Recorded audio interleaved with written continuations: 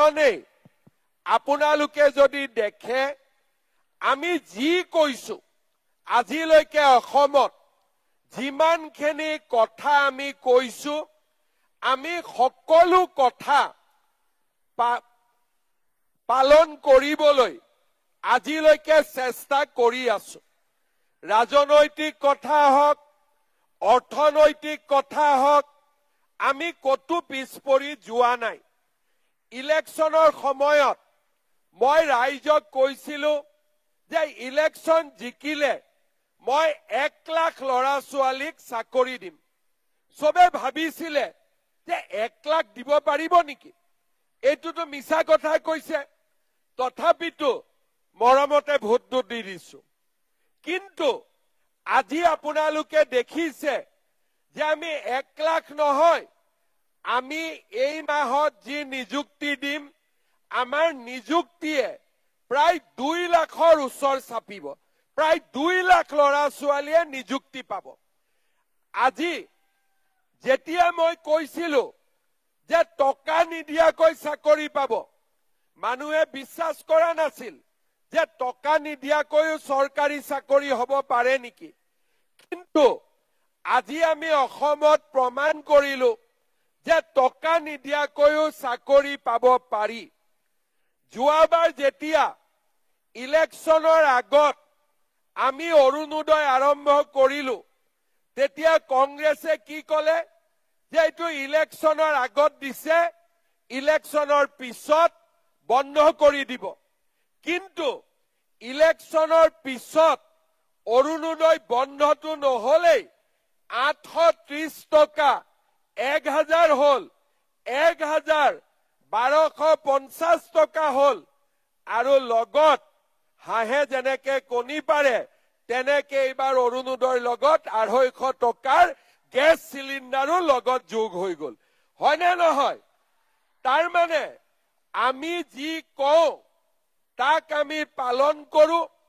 বিনামূলীয়া চাউলে হওক বা আমাৰ আজি প্ৰধানমন্ত্ৰী ডাঙৰীয়াই ৰেচন কাৰ্ডত 5 লাখ টকালৈকে বিনামূলীয়া চিকিৎসাৰ ব্যৱস্থাই হওক, ইমান ডাঙৰ ডাঙৰ নেশ্যনেল হাইৱে বনোৱাই হওক, আমি যিবিলাক প্ৰতিশ্ৰুতি দিছিলো, ধেমাজিত মেডিকেল কলেজ কৰিম, আমি যি প্ৰতিশ্ৰুতি দিছিলো, আজি আমি এটা এটাকৈ সকলোৰে প্ৰতিশ্ৰুতি আমি ৰক্ষা কৰিছো। আজিলৈকে অসমত কোনো চৰকাৰ নাছিলে যি চৰকাৰে ৰাইজক দিয়া প্ৰতিশ্ৰুতি 100% পালন কৰাৰ বাবে চেষ্টা কৰিছে। কাৰণ আমি বিশ্বাস কৰো যে ইলেকশ্যন আহিব যাব, কিন্তু মানুহৰ পৰা যি আমি মৰম পাওঁ সেই মৰমবিলাকক আমি কেতিয়াও পাহৰিব নোৱাৰো। আমি ৰাইজে কৰা মৰম, ৰাইজে দিয়া আশীৰ্বাদ আমি নিশ্চিতভাৱে উভতাই দিব লাগিব। শ্ৰদ্ধাৰ ৰাইজ, আজিৰ দিনটো মোৰ বাবে এটা আনন্দৰ দিন। মই লোকসভা ইলেকশ্যনৰ সময়ত জোনাই আই মাতৃসকলক প্ৰতিশ্ৰুতি দিছিলো যে আমি আপোনালোকক ইলেকশ্যনৰ পিছতেই 10,000 টকাটো দিয়াৰ ব্যৱস্থা কৰিম। আজি আপোনালোক ইয়াত উপস্থিত আছে। 11টাৰ মিটিং 9টা বজাতে আপোনালোক ইয়াত আহিছে।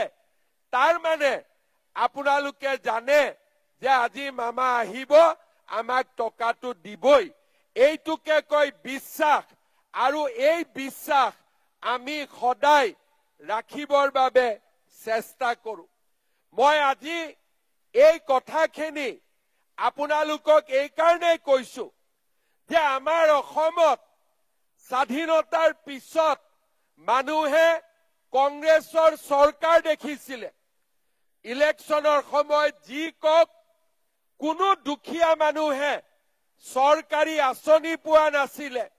ইলেকশ্যন আহিলে লুঙি, ধুতি, সূতা কম্বল বাছ, আৰু সেই সূতা কম্বলো মানুহে নাপাইছিলে সেই খুটা কম্বল লবৰ কাৰণেও বাৰে বাৰে মিটিঙত আহিব লাগে 100 গৰাকীয়ে পায় 200 গৰাকীয়ে খালি মুখে উভতি যায় এইটো আছিলে কংগ্ৰেছৰ দিন কিন্তু আজি ইয়াত যিমান আহিছে কোনেও খালি মুখে উভতি যাব নালাগে সকলোৱে 10,000 টকা লৈহে উভতি যাব এইটোৱে হৈছে কংগ্ৰেছ আৰু বিজেপি যোৱা কেইদিনমান আগতে আমি 30 লাখ মহিলাক অৰুণোদয় দিলো ক'ত ঘৰত বহি আছে বুথৰ মিটিঙত আহিছে বেংকত গৈ টকা খুমাইছে কোনো কষ্ট পাবলগীয়া হোৱা নাই শ্ৰদ্ধাৰ আই মাতৃসকল আজি মই সকলোৱে আমি আপোনালোকক আৰু এটা কথা ক'ব খোজো আজি যে আমি 10,000 টকা আপোনালোকক দিম সেইটো শেষ নহয় আমাৰ উদ্দেশ্য 10,000 টকা দিয়া নহয় আমাৰ উদ্দেশ্য জোনাই সমষ্টিৰ আই মাতৃসকলক লাখপতি বাইদেউ বনোৱা আমাৰ সংকল্প আৰু আমাৰ প্ৰতিশ্ৰুতি আমি লাখপতি বাইদেউ কেনেকে হ'ব পাৰো আজি আপোনালোকে দেখিছে যে লাখপতি বাইদেউ হোৱাটো বহুত ডাঙৰ কথা নহয় আমি যদি ইচ্ছা কৰো আমি লাখপতি বাইদেউ হ'ব পাৰো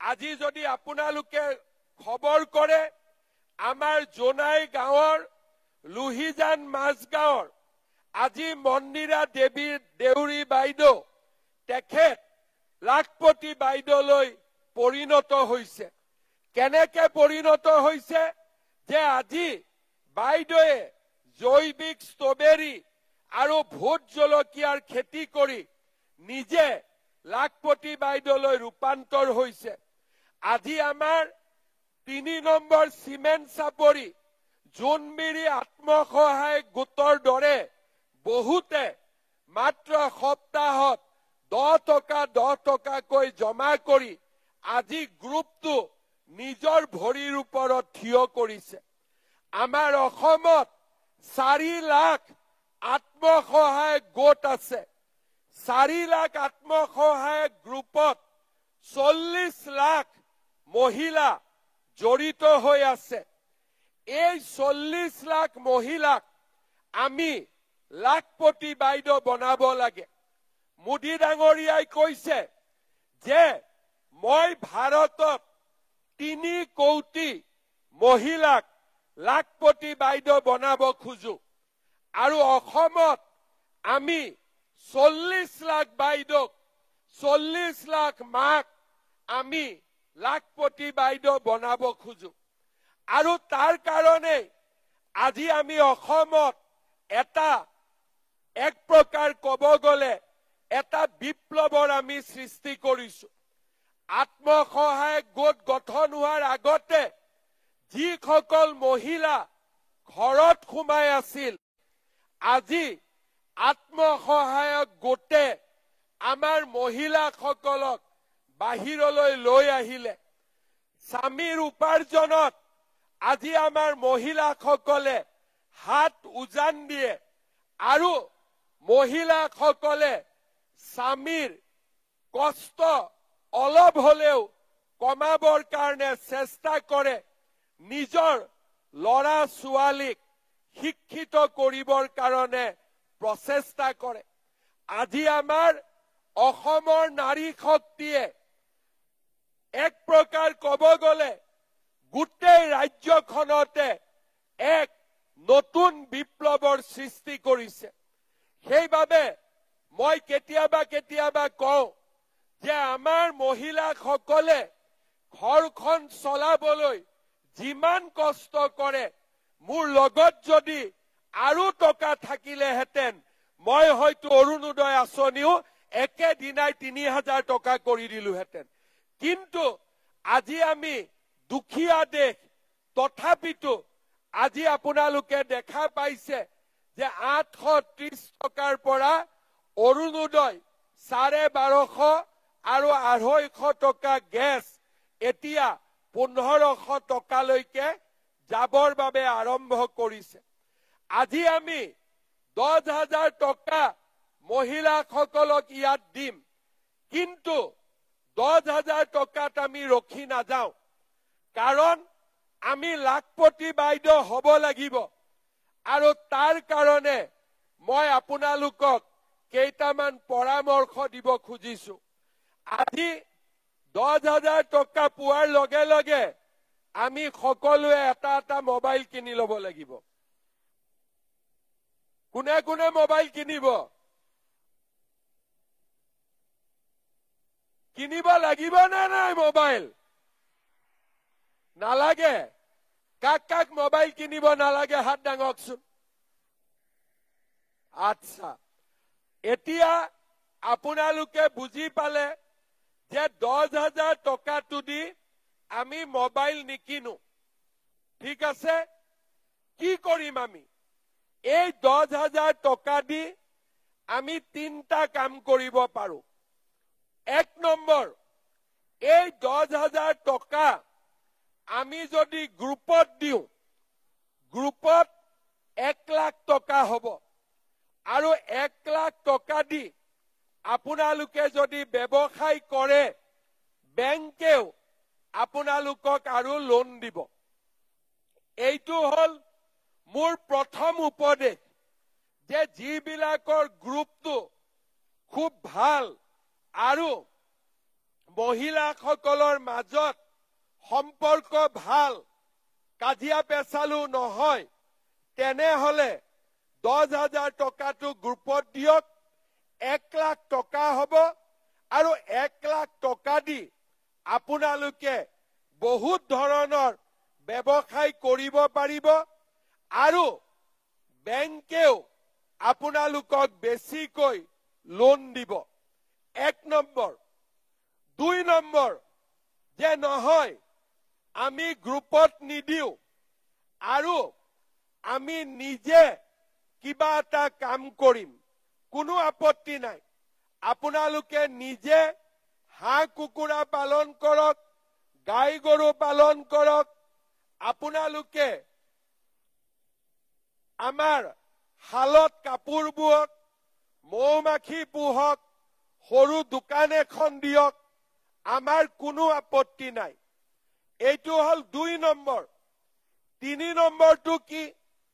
যে মোৰ হাজবেণ্ডৰ, মোৰ স্বামীৰ ঘৰত এটা ব্যৱসায় আছে, তেওঁ দোকান এখন দিছে, বা তেওঁৰ নিজৰ কিবা এটা সৰু ব্যৱসায় আছে, 10,000 টকাটো আপোনালোকে স্বামীৰ ব্যৱসায় দিয়ক, আমি কোনো আপত্তি নকৰো।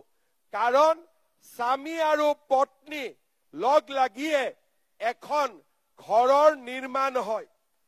ইয়াৰ পিছত আমি আপোনালোকক 5 মাহ 6 মাহ পিছত আমি আপোনালোকৰ ঘৰলৈকে আহিম আৰু আমি আপোনালোকক সুধিম যে এই 10,000 টকাটো আপোনালোকে ক'ত ব্যৱহাৰ কৰিলে। আপোনালোকে আমাক দেখাই দিব যে মই গ্ৰুপত দিলো, নহলে নিজে কিবা এটা কৰিলো, নহলে মই মোৰ স্বামীৰ ব্যৱসায়ত দিলো। আপোনালোকে যিসকলে এই 10,000 টকাটোৰ সৎ ব্যৱহাৰ কৰিব, তেওঁলোকক চৰকাৰে আকৌ 25,000 টকা আপোনালোকৰ বেংকৰ একাউণ্টত দিব। বিশ্বাস আছে নে নাই আপোনালোকৰ? মামাৰ ওপৰত বিশ্বাস আছে নে নাই আপোনালোকৰ? চৰকাৰৰ ওপৰত বিশ্বাস আছে নে নাই আপোনালোকৰ? আছে। যেতিয়া এই 25,000 টকাও আপোনালোকে ভাল কৰি ব্যৱহাৰ কৰিব, তেতিয়াহলে তৃতীয়বাৰ আমি আপোনালোকক 50,000 টকা আপোনালোকৰ বেংকৰ একাউণ্টত আমি দিম। তাৰ মানে 10,000, 25,000 আৰু 50,000 কিমান হল গোটেইখিনি যদি যোগ কৰে তেতিয়াহলে 85,000 টকা আপোনালোকৰ বেংকত বা আপোনালোকক আমি জমা দিম। আপোনালোকে চিন্তা কৰক 40 লাখ মহিলা যদি 85,000 টকা কৰি চৰকাৰৰ পৰা পাব পাৰে, আমাৰ অসমত এটা কিমান ডাঙৰ গ্ৰাম্য অৰ্থনীতিত বিপ্লৱ আহিব। আজিৰ দিনটোতে আমাৰ জোনাই সমষ্টিত 37 কোটি টকা জমা হ'ব। 37,000 মহিলা 10,000 টকাকৈ ললে 37 কোটি টকা আজিৰ দিনটোতে জোনাইৰ অৰ্থনীতিলৈ হস্তান্তৰ হ'ব। আৰু আমি যদি 85,000 টকা আপোনালোকক আমি দিব পাৰো আৰু আপোনালোকেও আমাক যদি সহযোগিতা কৰে তেনেহলে আমি অসমৰ গ্ৰাম্য অৰ্থনীতিলৈ এটা ডাঙৰ পৰিৱৰ্তন আনিবলৈ সক্ষম হ'ম। আৰু সেই কাৰণে মুখ্যমন্ত্ৰীৰ মহিলা উদ্যমিতা আঁচনি 10,000 টকাৰ আঁচনি নহয়, ই 85,000 টকাৰ আঁচনি। বুজি পালে নে নাই আপোনালোকে? যদি বুজি পাইছে খুব ডাঙৰ কৰি হাত চাপৰি এটা বুজাই দিয়ক। লাষ্টৰ ফালেও সকলোৱে বুজি পালে আৰু মই আশা কৰিম অহাবাৰ যেতিয়া মই জোনাইত আহিম কোনেও যাতে পৰীক্ষাত ফেল নকৰে, 37,000 যাতে পৰীক্ষাত পাছ কৰে। আৰু যিসকলে মোবাইল কিনি ল'ব তেওঁলোকে ফেল কৰি যাব। গতিকে ফেল কৰিব নালাগে, আমি পাছ কৰিব লাগিব। এতিয়া মই চৰকাৰৰ আৰু 3টা নতুন আঁচনিৰ বিষয়ে আপোনালোকক ক'ব খুজিছো। আমি কাৰ কাৰ ঘৰত ৰেচন কাৰ্ড আছে হাত দাঙকচোন। বাপৰে, চবৰে ঘৰত ৰেচন কাৰ্ড আছে, ধুনীয়া। ভুৱন পেগুৰ কাৰণে পাইছে দে আপোনালোকে, নহলে বেলেগ সমষ্টিত চবে নাপায়। এটা হাত চাপৰি ভুৱন পেগুৰ কাৰণে, বঢ়িয়া। এতিয়া এই যিসকলৰ হাতত ৰেচন কাৰ্ড আছে তেওঁলোকে ইমান দিনে কি পাইছিলে? ৰেচন কাৰ্ডত বিনামূলীয়াকৈ চাউল পাইছিলে। 1 নৱেম্বৰৰ পৰা আমি আপোনালোকক ৰেচন কাৰ্ডত চেনি, দালি আৰু নিমখো আমি আপোনালোকক কম দামত দিয়া আৰম্ভ কৰিম।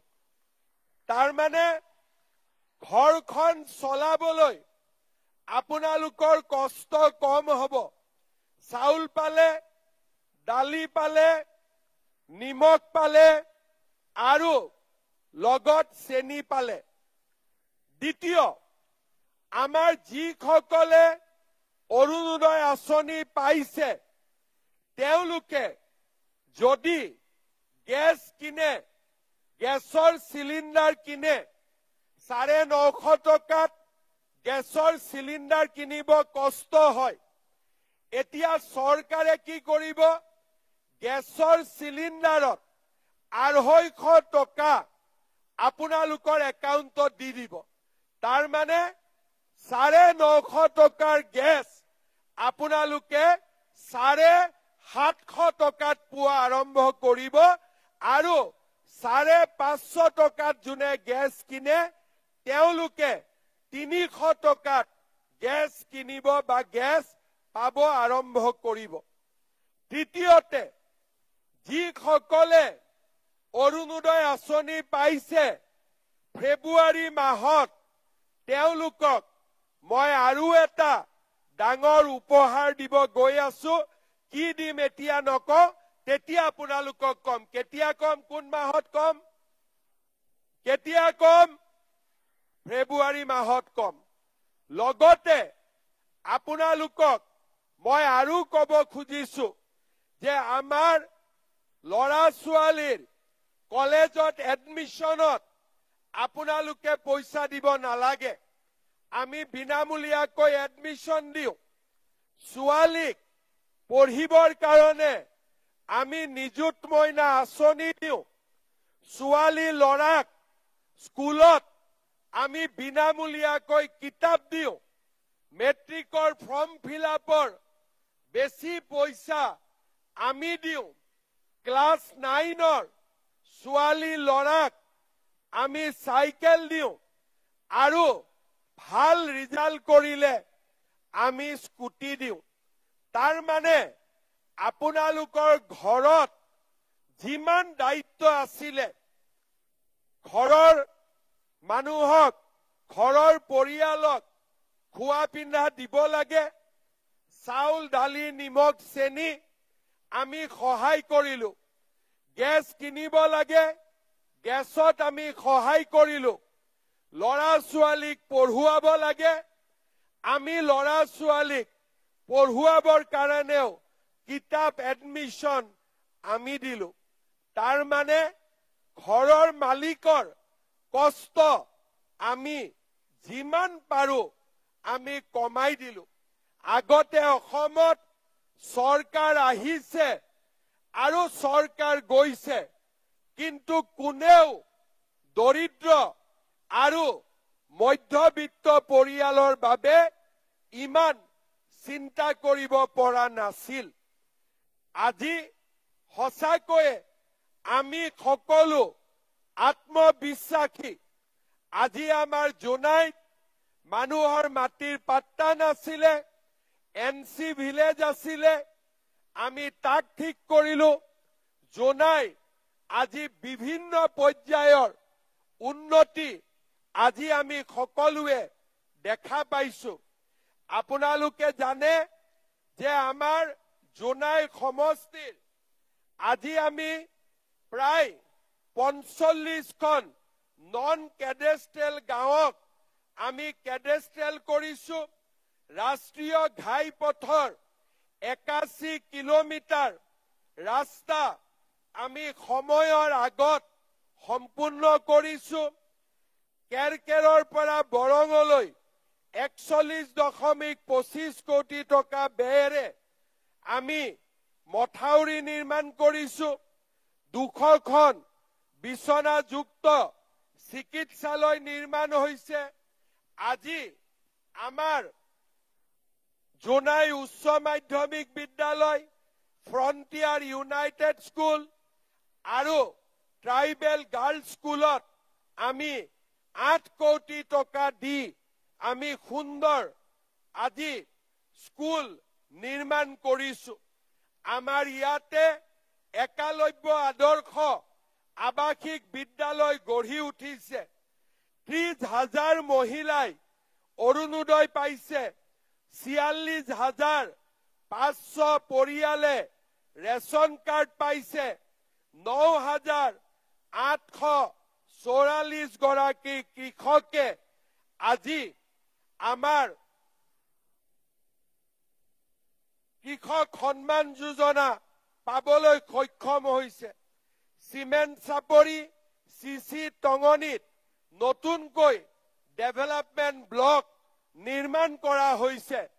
আজি ভুৱন পেগুৱে মোক কৈছে যে এই মিটিঙৰ যিখিনি জাগা তাতে এখন ফুটবল ষ্টেডিয়াম বনাই দিব লাগে। মই ফুটবল ষ্টেডিয়ামো বনাই দিম। আজিয়ে 15 কোটি টকা আমাৰ ইয়াতে এখন সুন্দৰ ফুটবল ষ্টেডিয়াম বনাবৰ কাৰণেও মই আজিয়ে ঘোষণা কৰি দিছো, যাতে আমি কাম হাতত ল'ব পাৰো। শ্ৰদ্ধাৰ আই মাতৃসকল, যোৱা 5 বছৰে দিনে নিশাই অসমৰ উন্নয়নৰ বাবে আমি তপস্যা কৰিছিলো। এটা দিন, এটা মিনিট সময় আমি জিৰণি লোৱা নাছিলো। শদিয়াৰ পৰা ধুবুৰীলৈ, শিলচৰৰ পৰা জোনাইলৈ আমি প্ৰত্যেক স্থানত, প্ৰত্যেক গাঁৱত, প্ৰত্যেক পৰিয়ালৰ ওচৰলৈ যাবলৈ চেষ্টা কৰিছিলো। অসমত শান্তি শৃংখলা এটা ল'ৰা ছোৱালীৰ বাবে পঢ়াৰ পৰিৱেশ আৰু বানপানীৰ সৈতে আমি যুঁজিছিলো।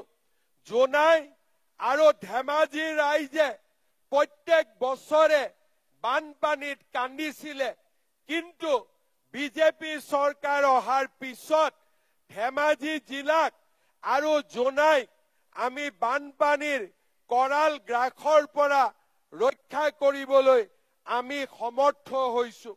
আজি অসমলৈ আমি এটা নতুন পৰিৱেশ নিৰ্মাণ কৰিছো, য'ত নেকি আজি লাখ লাখ কোটি টকা অসমত বিনিয়োগৰ বাবে আমি কাম আৰম্ভ কৰিছো, যাতে আমাৰ কোনো পেটৰ ল'ৰা ছোৱালীয়ে কৰ্ণাটক, অন্ধ্ৰপ্ৰদেশ, বাংগালুৰুত গৈ কাম কৰিব নালাগে।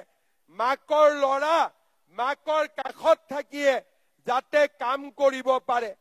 আজি আমাৰ চৰকাৰখনে ইমান দূৰলৈ চিন্তা কৰিছে যে যোৱা পৰহি দিনাখন গুৱাহাটীত আমি এটা আঁচনি আৰম্ভ কৰিছো, নাম শ্ৰদ্ধাঞ্জলি।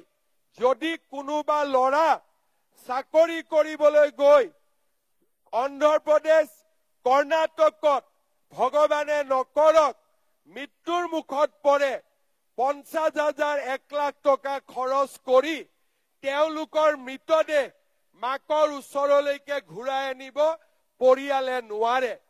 আজি আমি সিদ্ধান্ত কৰিছো যে অসমৰ ল'ৰা ছোৱালী কোনোবা জাগাত যদি ভগৱানে নকৰক মৃত্যু মুখত পৰে, তেওঁলোকৰ মৃত শৰীৰো চৰকাৰী টকাৰে আমি মাক দেউতাকৰ ঘৰলৈ উভতাই আনিম। শ্ৰদ্ধাৰ ৰাইজ, আজি আমি এই ধৰণে অসমৰ মানুহৰ মাজত এটা নতুন আত্মবিশ্বাস সৃষ্টি কৰিব খুজিছো।